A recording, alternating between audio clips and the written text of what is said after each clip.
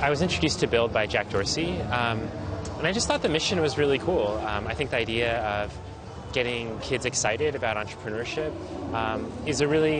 it's just a really good idea, because I think it feels so applicable to real life, whereas a lot of school can sometimes feel a little abstract and not connected to their day-to-day. As an entrepreneur yourself, why do you think it's important to teach kids entrepreneurial skills to get them to stay in school?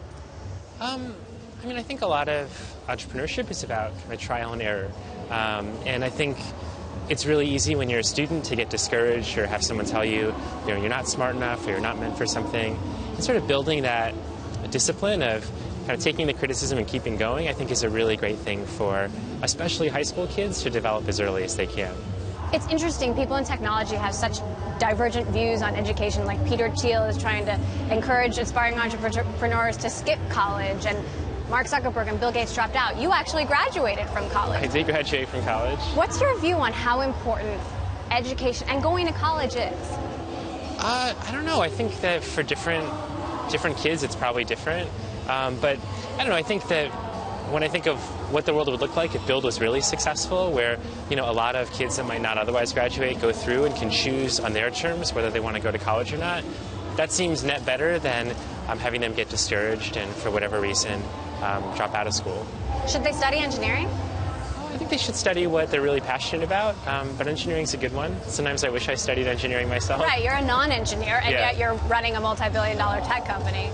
I think engineering is an amazing discipline now because it's so applicable to a lot of things. Engineering is kind of the discipline of solving problems, and so regardless of what you choose later, I think it's a great field to go into. So for the kids here, you're their idol.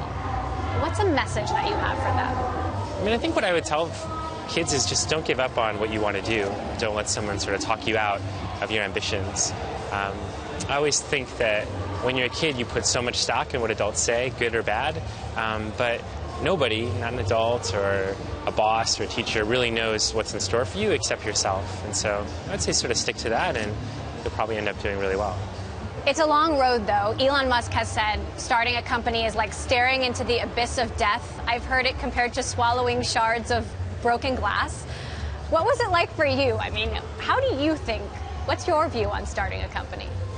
For us, it was a long road, but I think that most things in life that are worthwhile take a while.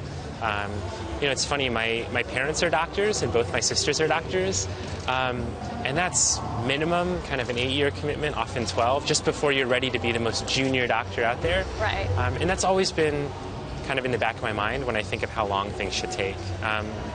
So yeah, I think it's a long road for a lot of folks, but if you're having fun and you feel like you're learning and it's what you want, I think now is a great time to try it. Was there a moment with Pinterest where you said, okay, now I need to make sure I don't give up? Because I know in the early days, it took a little while for things to catch on, right?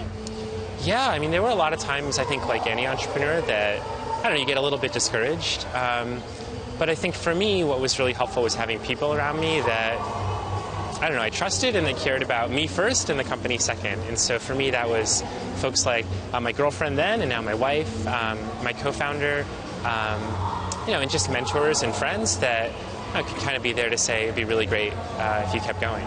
And now you're managing hundreds of employees, you've come such a long way.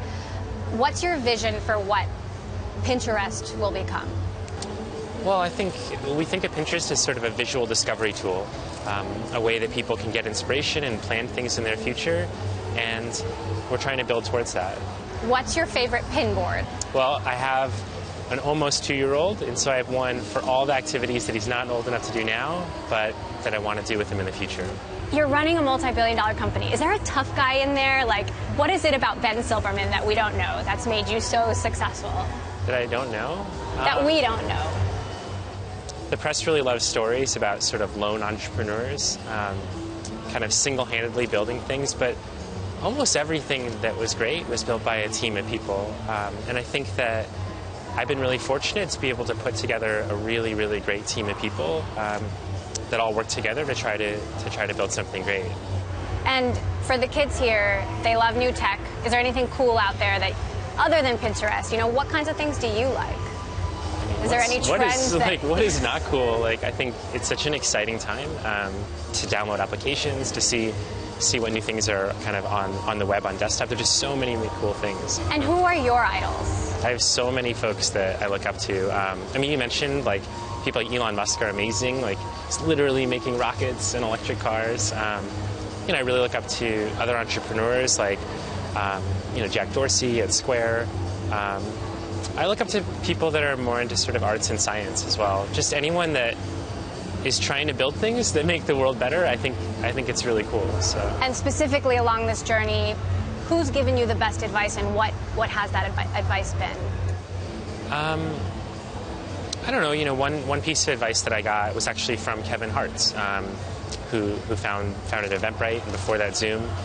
And we were talking, and I said, you know, like I know Pinterest probably won't be one of these huge tech companies. And he just said, why not? He's like, could be.